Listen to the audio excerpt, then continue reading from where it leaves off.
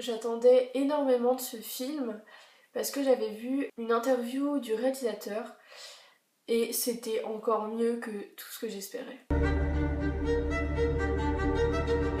Who is you, Sharon? For a long time, I try not to remember.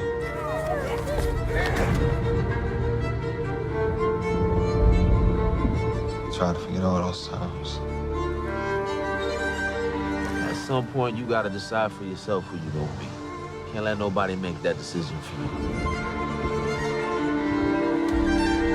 Aujourd'hui, je vais vous parler de Moonlight, qui est sorti le 1er février 2017 et qui a été réalisé par Barry Jenkins.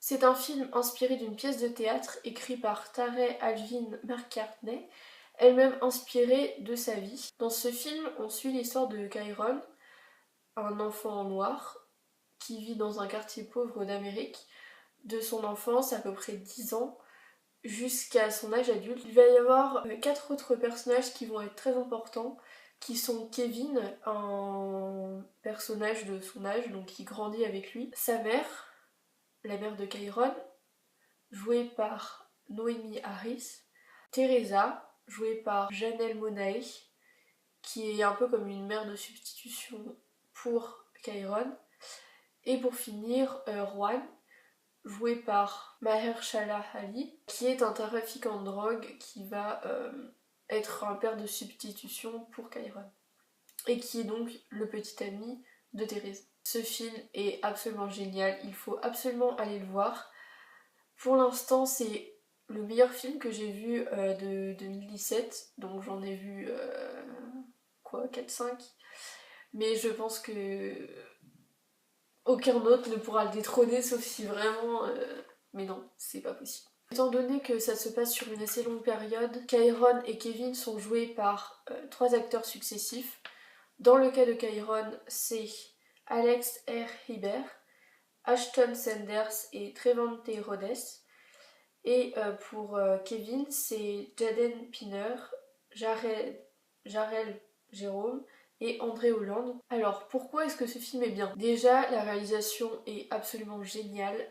Les caméras, les points de vue utilisés, la lumière est super importante dans ce film.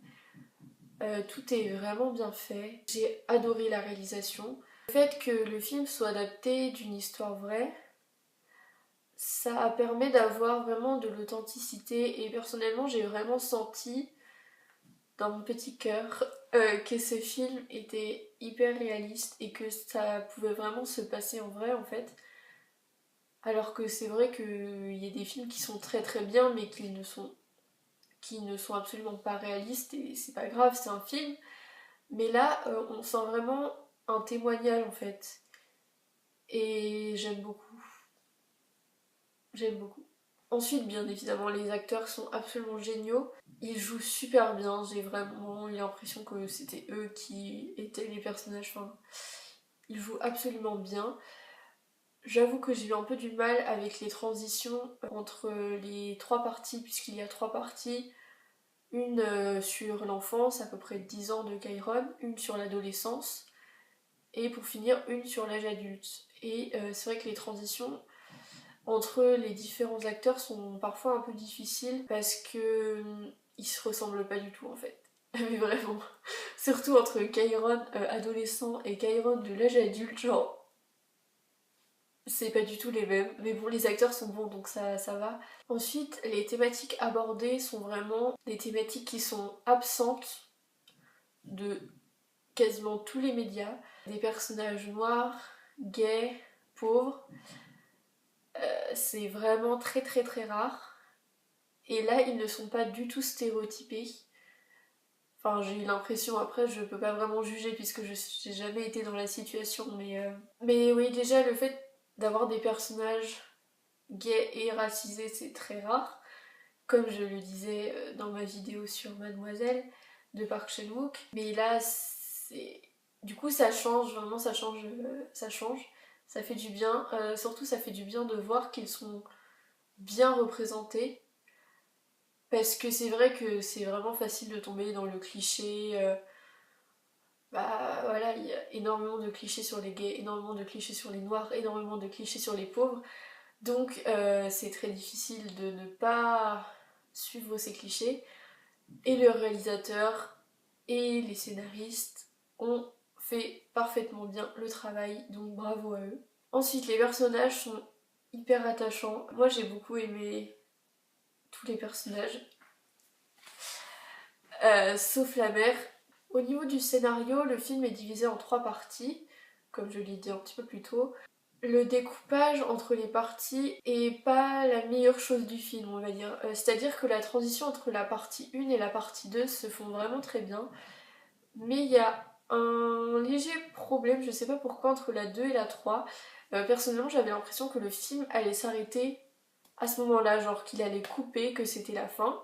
Alors en fait pas du tout, ça continue. Mais au bout de quelques minutes, c'est bon, on s'est habitué aux nouveaux acteurs, aux nouveaux personnages, puisqu'il y a aussi des personnages qui apparaissent de façon très vague, hein, mais ils sont là quand même. Ce film passe à la fois hyper vite, à la fois hyper lentement.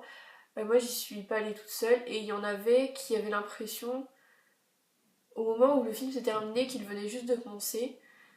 Alors que moi j'ai eu l'impression que à la fin de la deuxième partie, c'était fini en fait. Mais au niveau du temps, c'est parfait en fait. C'est vraiment... Il aurait pas fallu en mettre moins, il aurait pas fallu en mettre plus.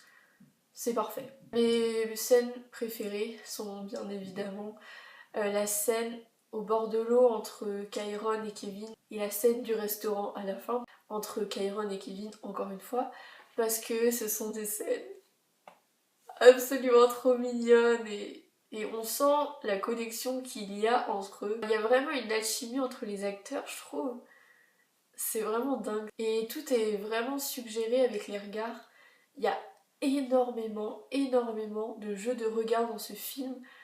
Kairon passe toutes ses émotions par les regards, surtout par exemple dans la partie 1 où il s'exprime quasiment pas. Après il va apprendre un peu à parler un peu plus. Et ça c'est super bien joué, surtout que les acteurs sont jeunes quand même, donc bravo à eux. Je trouve vraiment intéressante l'opposition entre la mère de Kairon qui est accro à la drogue et pas du tout une bonne mère pour son fils, et le personnage de Juan qui est un trafiquant de drogue mais qui est un super père de substitution pour Kairon, puisque il n'y a pas le truc du grand méchant trafiquant de drogue horrible en fait. Je suis pas d'accord forcément avec le fait de montrer des trafiquants de drogue hyper sympas, puisque c'est quand même des personnes qui acceptent de profiter d'un système qui fait énormément de mal aux autres, et ça ne brise pas seulement la vie des gens qui en prennent, mais d'un côté c'est intéressant de le faire. You gonna tell him why the other boys kick his ass all the time? What's wrong? I'm good. No, I done seen good, and you ain't it. Remember the last time I saw you?